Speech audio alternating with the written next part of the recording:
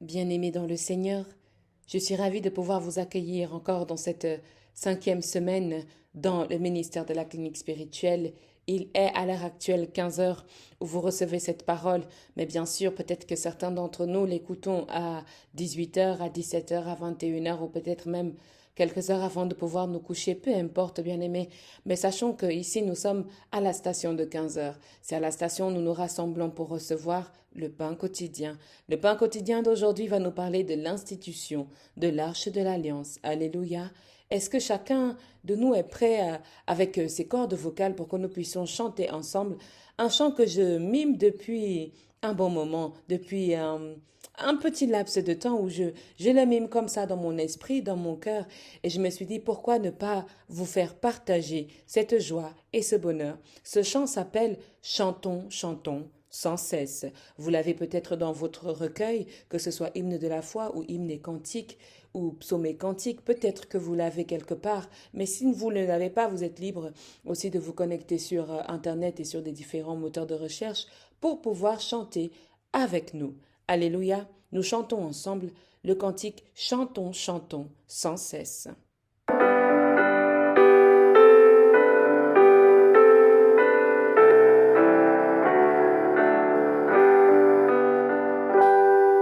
Chantons, chantons sans cesse l'amour du Seigneur, qu'une sainte allégresse remplisse notre cœur.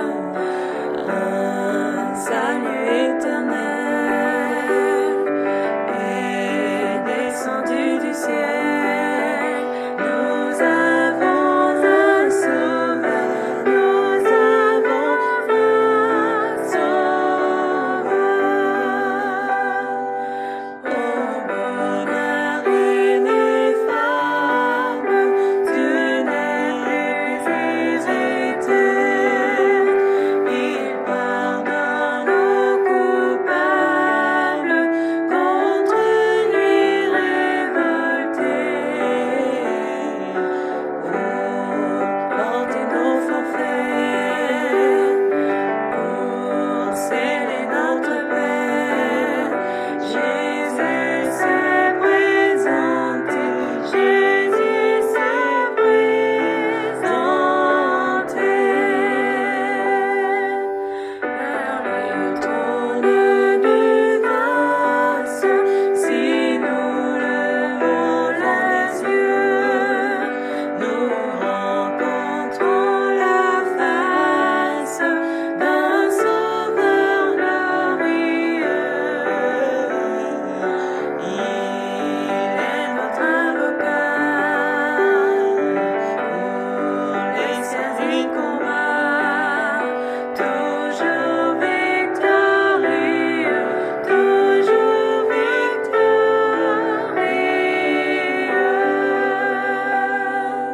Pour diriger la voie de tous ces rachetés, dans leur cœur il envoie ses célestes clartés.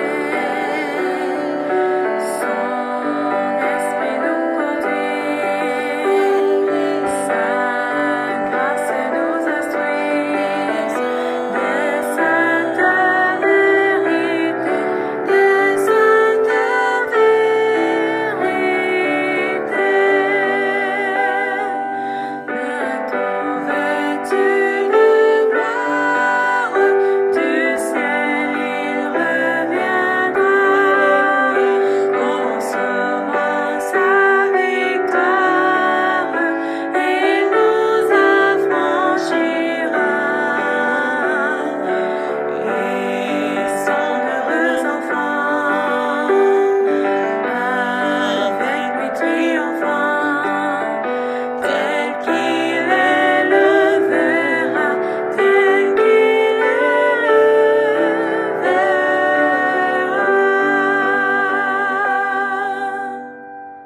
Bien-aimé dans le Seigneur, je suis ravie d'avoir partagé avec toi ce merveilleux cantique qui nous renouvelle, qui nous redonne la force de pouvoir continuer, de pouvoir avancer dans notre chemin de foi.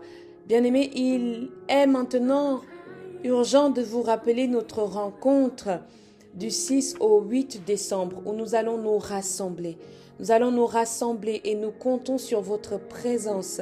Trouvez le moyen de nous rejoindre à Genève, en Suisse, pour que nous puissions ensemble prier, ensemble intercéder notre Dieu, ensemble nous donner la main de manière physique, vraiment que ce ministère aille aussi à la rencontre des peuples, à la rencontre des personnes. Et nous serons ravis que l'année prochaine, si vous le souhaitez, nous inviter dans votre ville. Dans votre ville, nous serons ravis de pouvoir célébrer la clôture des 40 jours de jeûne dans votre ville, là où vous nous invitez. Ce sera donc avec joie, avec grand plaisir. Bien-aimé dans le Seigneur, je vais t'inviter maintenant à l'invocation du Saint-Esprit de Dieu. Amen. But I wanna believe it. So don't give up on me.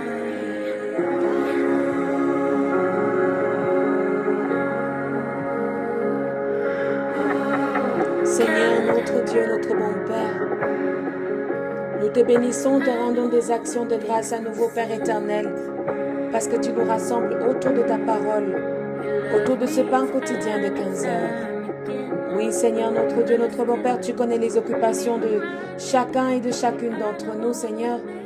Peut-être que certains sont au travail, peut-être que certains sont dans une course, dans une obligation, dans une contrainte, Seigneur, mais nous sommes là tous connectés, une oreille tendue vers toi, Père éternel, et le regard levé vers toi, Seigneur, et nos mains, Père éternel, tournées vers ta sainte face, afin que, Père, tu puisses jeter sur nous un regard favorable en cette nouvelle journée. Nous te bénissons, Seigneur Dieu, pour le 9h qui a introduit cette semaine. Merci, Seigneur, pour toutes les stations et les intervenants de ces stations.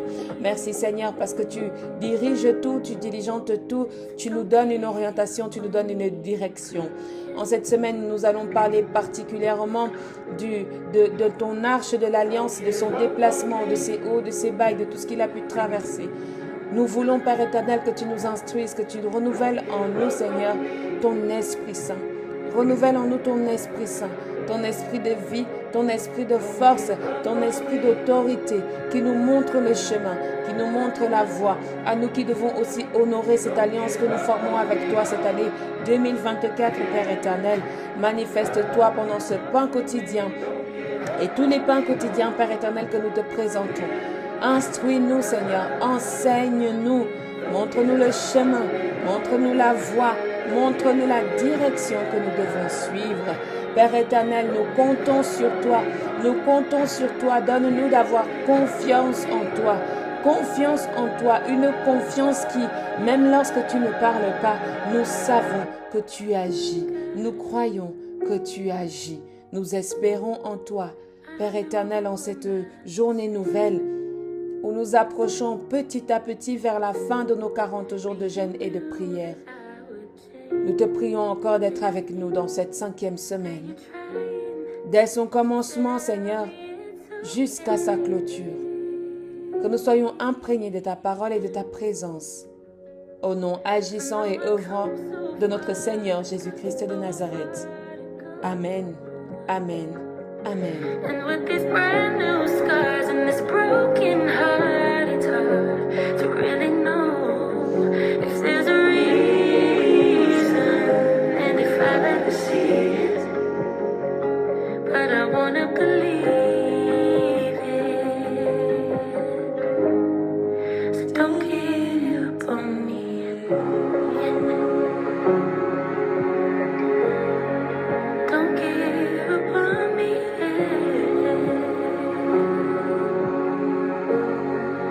Don't give up on me.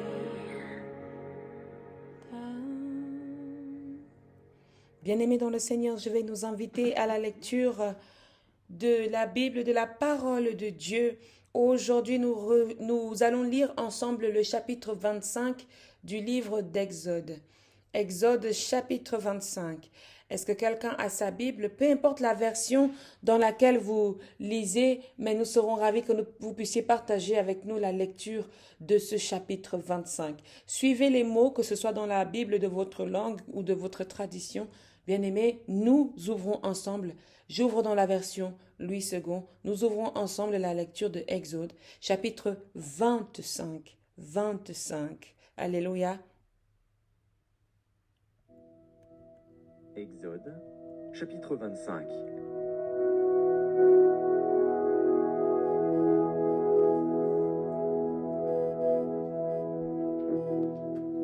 L'Éternel parla à Moïse et dit : Parle aux enfants d'Israël, qu'ils m'apportent une offrande, vous la recevrez pour moi de tout homme qui la fera de bon cœur. Voici ce que vous recevrez d'eux en offrande : de l'or, de l'argent et de l'airain, des étoffes teintes en bleu, en pourpre, en cramoisi, du fin lin et du poil de chèvre, des peaux de bélier teintes en rouge et des peaux de dauphin, du bois d'acacia, de l'huile pour le chandelier, des aromates pour l'huile d'onction et pour le parfum odoriférant, des pierres d'onyx et d'autres pierres pour la garniture de l'éphod et du pectoral. Ils me feront un sanctuaire, et j'habiterai au milieu d'eux. Vous ferez le tabernacle et tous ses ustensiles d'après le modèle que je vais te montrer. Ils feront une arche de bois d'acacia, sa longueur sera de 2 coudées et demie, sa largeur d'1 coudée et demie, et sa hauteur d'1 coudée et demie. Tu la couvriras d'or pur, tu la couvriras en dedans et en dehors, et tu y feras une bordure d'or tout autour. Tu fondras pour elle 4 anneaux d'or, et tu les mettras à ses 4 coins, 2 anneaux d'un côté et 2 anneaux de l'autre côté. Tu feras des barres de bois d'acacia, et tu les couvriras d'or. Tu passeras les barres dans les anneaux sur les côtés de l'arche, pour qu'elles servent à porter l'arche. Les barres resteront dans les anneaux de l'arche, et n'en seront point retirées. Tu mettras dans l'arche le témoignage que je te donnerai. Tu feras un propitiatoire d'or pur. Sa longueur sera de 2 coudées et demie, et sa largeur d'1 coudée et demie. Tu feras 2 chérubins d'or, tu les feras d'or battu, aux 2 extrémités du propitiatoire. Fais un chérubin à l'une des extrémités et un chérubin à l'autre extrémité. Vous ferez les chérubins sortant du propitiatoire à ces 2 extrémités.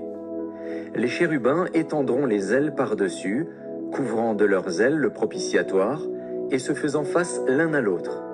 Les chérubins auront la face tournée vers le propitiatoire. Tu mettras le propitiatoire sur l'arche, et tu mettras dans l'arche le témoignage que je te donnerai.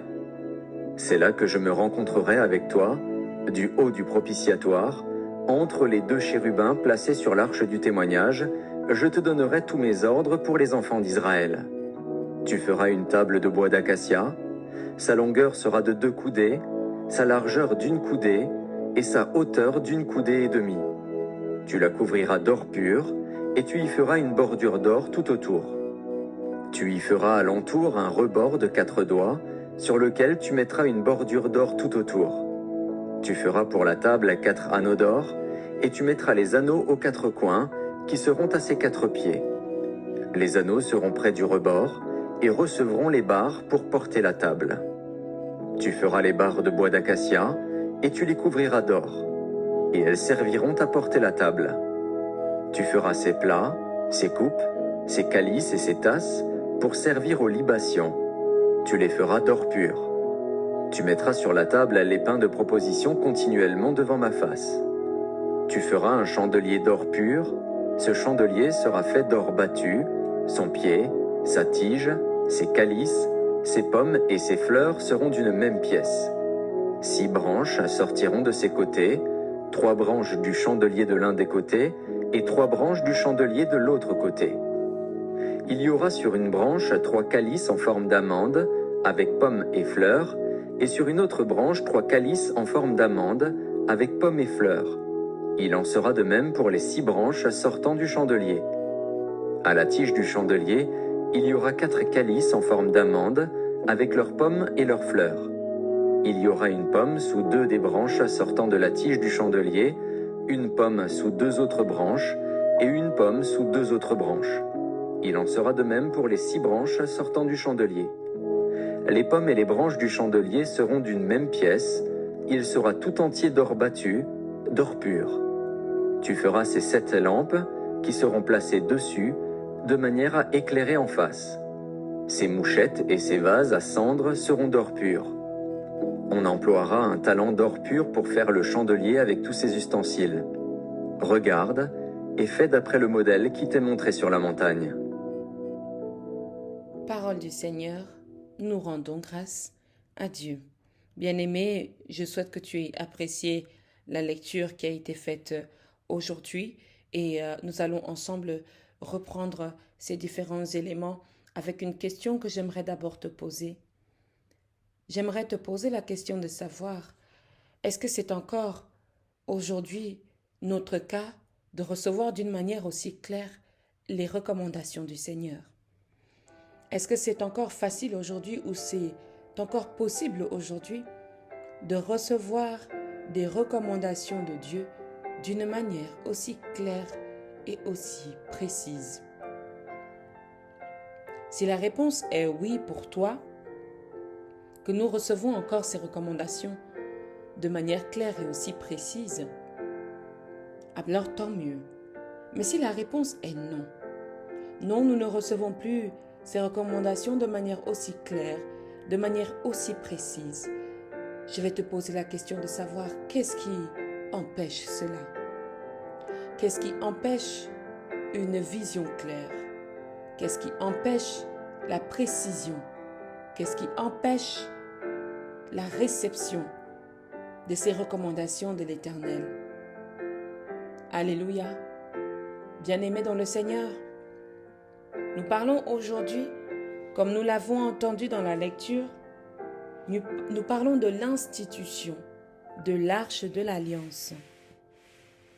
Arche de l'Alliance est en français, mais en hébreu, ça se dit Aaron ha-Edut. Aaron ha-Edut, ce qui signifie le coffre, c'est-à-dire un coffre qui, selon la Bible, contient la loi, les commandements. Aaron ha-Edut, l'alliance, le coffre de l'alliance. Ce coffre de l'alliance a été commandé à Moïse. Quelque part, certains vont dire « Oh, mais Dieu n'a pas besoin d'une résidence. Dieu est omniscient, Dieu est omnipotent, Dieu est partout et à la fois en même temps.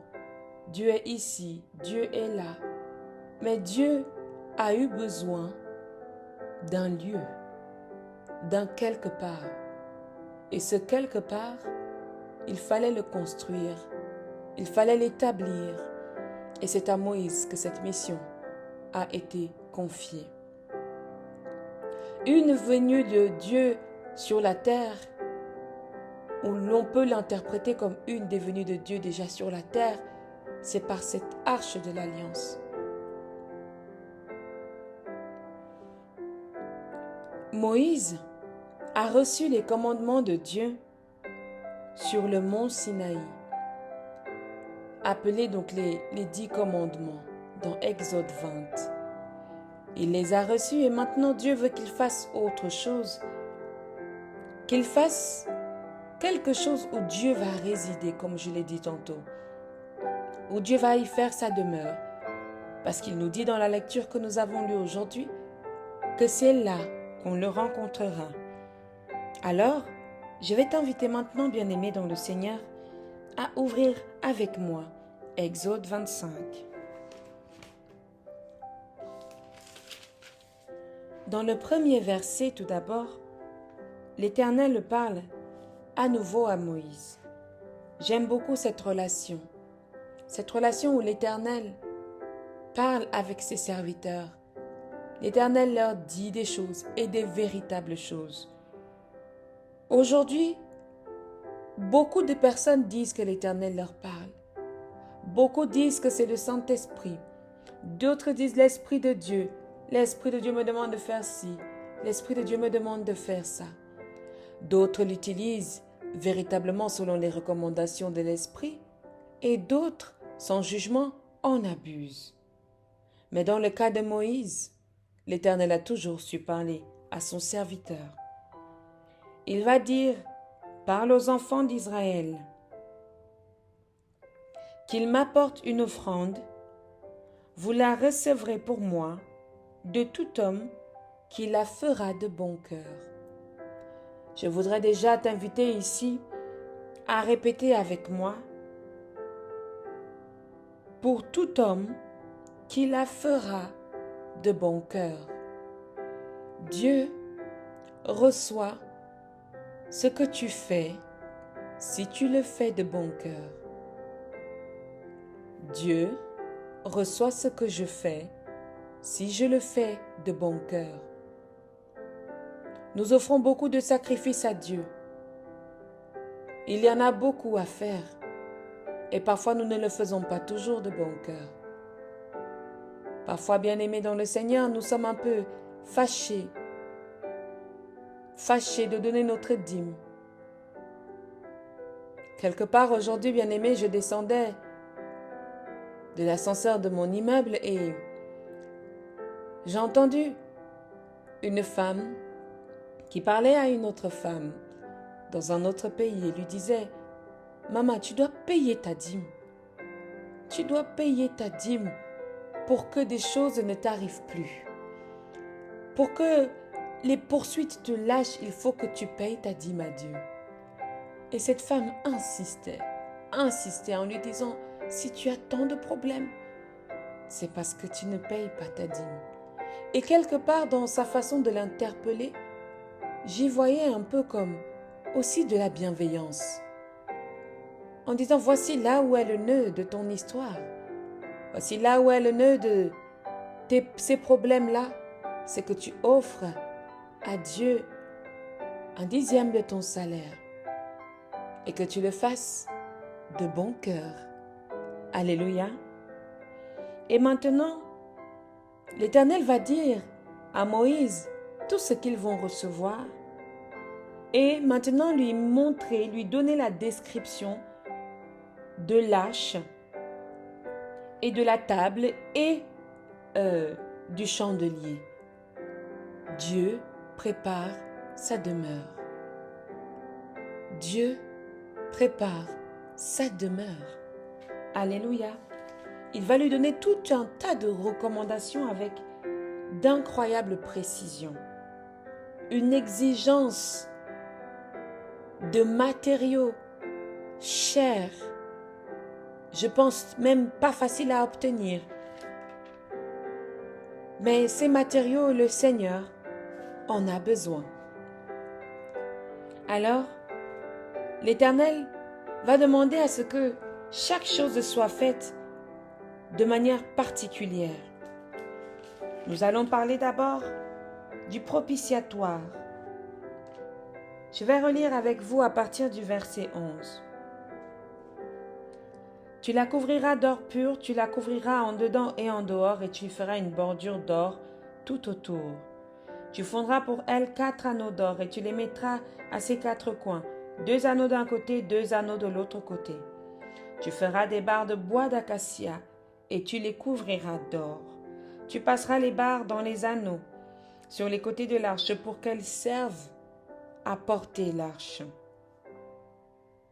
Les barres resteront dans les anneaux de l'arche et n'en sortiront point, n'en seront point retirés. Tu mettras dans l'arche le témoignage que je te donnerai. Tu feras un propitiatoire d'or pur. Le propitiatoire, bien-aimé dans le Seigneur, c'est ici le couvercle qui va être posé sur l'arche de l'Alliance. Et sur ce propitiatoire, l'Éternel va demander à ce que l'on y mette 2 chérubins, l'un à une extrémité et l'autre à l'autre extrémité. L'aspect physique de cette arche de l'Alliance, peut-être que vous le connaissez déjà, d'autres ne le connaissent pas. Alors c'est un coffre que l'Éternel va demander de faire en bois d'acacia. Un coffre qui va être recouvert d'or. avec un couvercle, comme nous avons dit, sur lequel sera posé 2 chérubins. Alors, je me suis posé la question, pourquoi le Seigneur a-t-il demandé particulièrement du bois d'acacia et pas un autre bois? Le bois d'acacia, bien-aimé, est un bois qui est apparemment réputé pour sa durabilité et sa résistance. Il résiste aux insectes, il résiste également aux attaques dans le bois des champignons. C'est un bois idéal pour la construction. Alors voilà son aspect, un coffre avec des barres qui vont permettre à ce qu'on le porte. Également, le bois d'acacia, dans sa signification symbolique, fait allusion à l'immortalité. Alors c'est intéressant de connecter ce fait d'immortalité à Dieu Tout-Puissant. Vous voyez avec moi que Dieu, même dans la nature, choisit des éléments qui lui sont semblables. Il n'y a pas que toi et moi qui sommes semblables à Dieu. Même dans la nature, dans le bois, il y a des bois qu'on attaque difficilement. Nous avons dit que le bois d'acacia résiste aux attaques, résiste aux champignons. Et dans sa symbolique, il est immortel. Il est aussi également bon pour sa durabilité. Une durabilité et une résistance. C'est un bois idéal pour ceux qui veulent construire notre relation avec Dieu, construire l'arche de Dieu, construire sur de bases solides, l'arche de l'Alliance. Vous avez peut-être déjà entendu le mot arche quelque part. Lorsqu'on parle de Noé, n'est-ce pas? L'arche de Noé. Eh bien, l'arche de Noé et l'arche de l'Alliance, le mot arche n'a pas la même étymologie, c'est-à-dire, c'est ici l'ordre de la sémantique du mot. Tantôt, il veut dire coffre ou caisse. Tantôt, il veut dire sarcophage ou cercueil. Mais ici, dans l'arche de l'Alliance, nous prenons la signification de coffre. Amen. Quant aux chérubins qui sont dessus, des créatures saintes, au physique mélangé, qui comprennent d'un côté le taureau, le lion, l'aigle, l'homme. Les chérubins sont les gardiens, comme nous pouvons le lire dans Genèse 3. Vers le verset 24, on parle des chérubins dans le jardin d'Éden, comme les gardiens de l'arbre de vie. Ils sont les gardiens de l'arbre de vie et aujourd'hui les gardiens de l'arche de l'Alliance. Alors, permettez-moi encore, bien-aimés dans le Seigneur, de partager avec vous quelques versets. À partir du verset 18. Amen. Tu feras 2 chérubins d'or, tu les feras d'or battu aux 2 extrémités du propitiatoire. Fais un chérubin à l'une des extrémités et un chérubin à l'autre extrémité. Vous ferez les chérubins sortant du propitiatoire à ces 2 extrémités. Les chérubins étendront les ailes par-dessus, couvrant de leurs ailes le propitiatoire et se faisant face l'un à l'autre. Les chérubins auront la face tournée vers le propitiatoire. Tu mettras le propitiatoire sur l'arche et tu mettras dans l'arche les témoignages que je te donnerai. C'est là que je me rencontrerai avec toi, du haut du propitiatoire, entre les 2 chérubins placés sur l'arche du témoignage. Je donnerai tous mes ordres pour les enfants d'Israël. Amen. C'est ici maintenant, bien-aimés dans le Seigneur, ce qui va nous intéresser. Nous avons dit que les chérubins étaient les gardiens de l'arbre de vie. Ils viennent être aussi les gardiens du trône de Dieu. Pourquoi je parle de trône de Dieu? L'Éternel a fait recouvert de ce couvercle l'or. Ce couvercle a été fait de manière solide. Et il demande à ce couvercle d'être posé sur l'arche de l'Alliance dans lequel il y a le témoignage. Le témoignage étant donc la parole de Dieu. La parole de Dieu est dans l'arche de l'Alliance. Et sur l'arche, vous posez le couvercle, le propitiatoire. Sur le couvercle, vous mettez les deux chérubins l'un face à l'autre. Et au milieu de ces chérubins, Moïse aura la possibilité de rencontrer Dieu.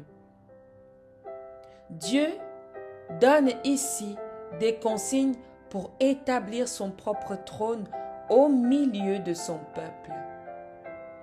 Dieu se donne un lieu spécifique où Moïse pourra le rencontrer.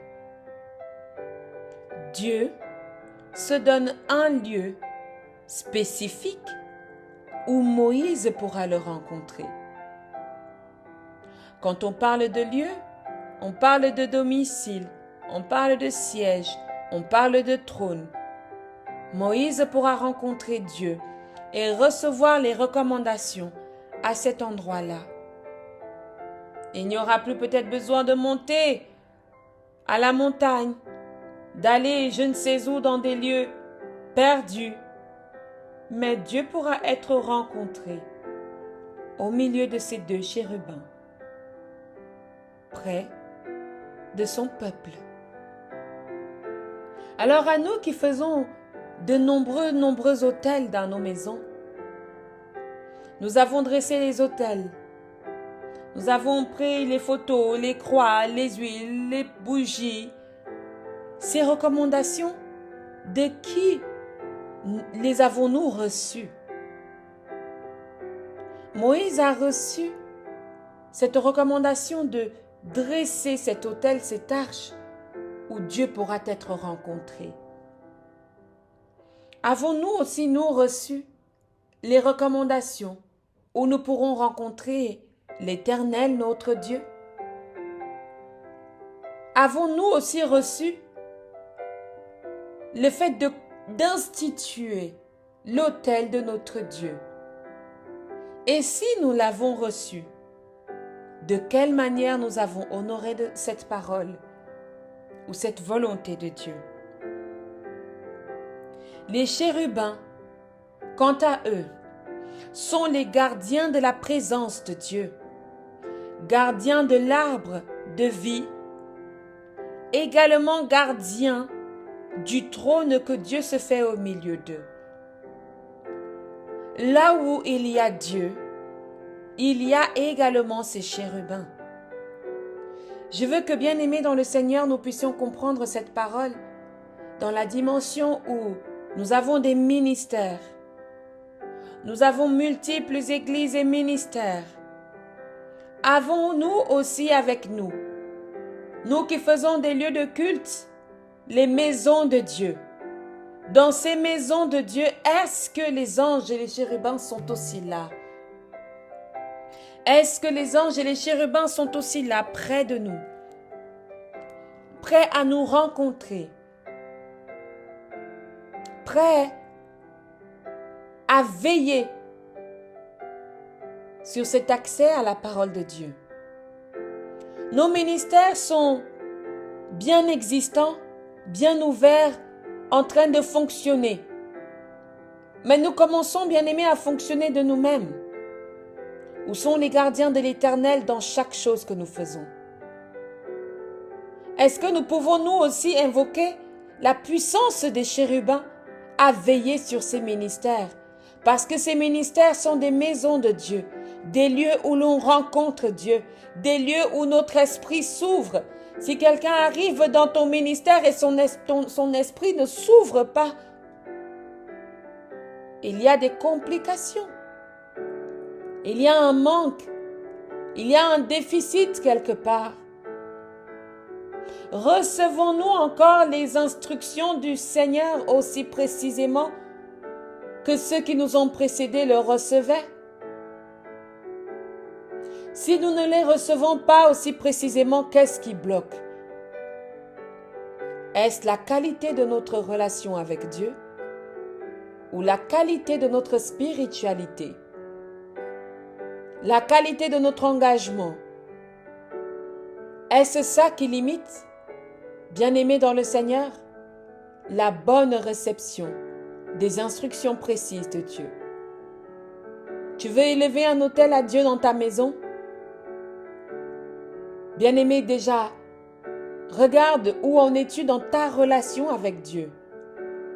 Et Dieu lui-même t'incitera à lui dresser un lieu dans lequel tu peux le rencontrer. Que ce lieu soit peut-être secret, ou que ce lieu soit cette maison de Dieu que tu as mis sur pied. Peu importe, tu peux le définir toi-même. Ce lieu dans lequel tu souhaites rencontrer Dieu. Ça peut être le lieu de ton cœur. Ça peut être ta chambre. Mais établi avec Dieu, peut-être en lui posant une question, en disant « Père, où aimerais-tu que je te rencontre? Où aimerais-tu que je te rencontre? » Parce que là, l'Éternel va nous dire au verset 22, « C'est là que je me rencontrerai avec toi. Du haut du propitiatoire, entre les deux chérubins placés sur l'arche du témoignage, je te donnerai tous mes ordres pour les enfants d'Israël. » Dieu a des ordres à nous donner. Dieu a des choses à nous dire. Dieu a des choses à nous transmettre, mais nous n'avons pas de lieu où nous pouvons le rencontrer. Nous n'avons pas ce lieu, cette église, cette chapelle, cette communauté, peut-être ce ministère où nous pouvons le rencontrer. Alors, posons-lui la question aujourd'hui. Est-ce que tu veux le faire avec moi? Nous allons la poser à toi. Poser la question de savoir, Dieu, où est-ce que tu souhaites que je te rencontre? On y va ensemble? À toi. 1, 2, 3. Dieu, où souhaiterais-tu que je te rencontre? Que l'Éternel te réponde, bien-aimé dans le Seigneur. Qu'il réponde à cette volonté sincère que tu as de le rencontrer. Qu'il réponde à cette soif que tu as. Qu'il t'utilise. Qu'il réponde à ce cri que tu lances vers son trône. Afin que dans ta maison aussi, tu puisses instituer le lieu de rencontre avec le Seigneur. Le lieu saint. Le lieu où tu te prosternes. Le lieu où tu l'adores. Un espace où il n'y a que toi et ton Dieu. C'est ici, bien-aimé dans le Seigneur, l'institution de l'Arche de l'Alliance comme lieu de rencontre avec Dieu.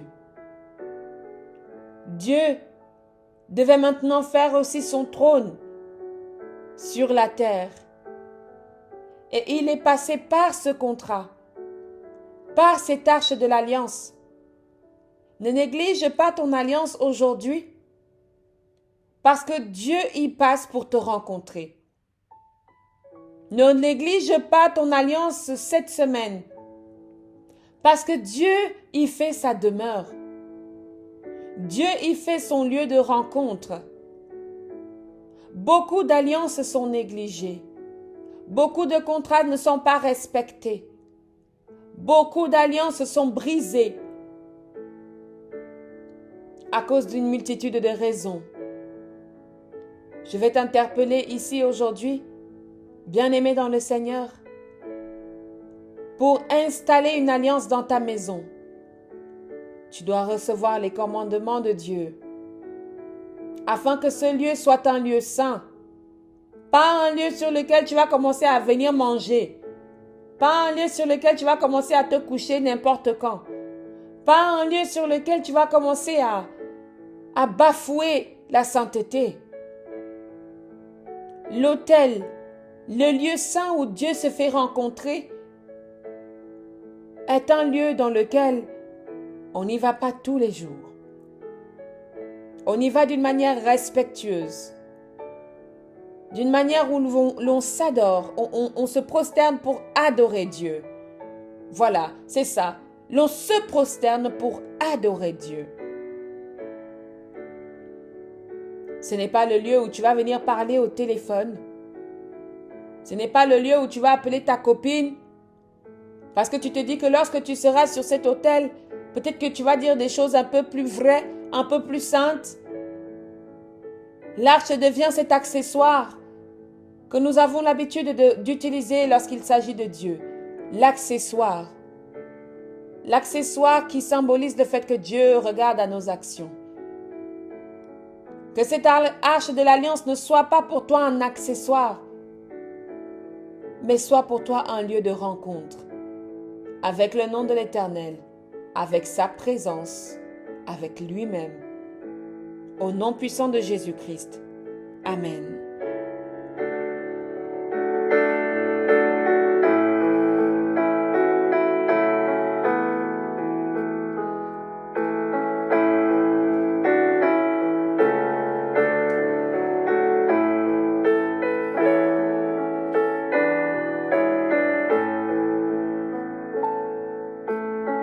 Je bénis le nom de l'Éternel, notre Dieu, parce qu'il nous a conduits pendant ce temps du pain quotidien.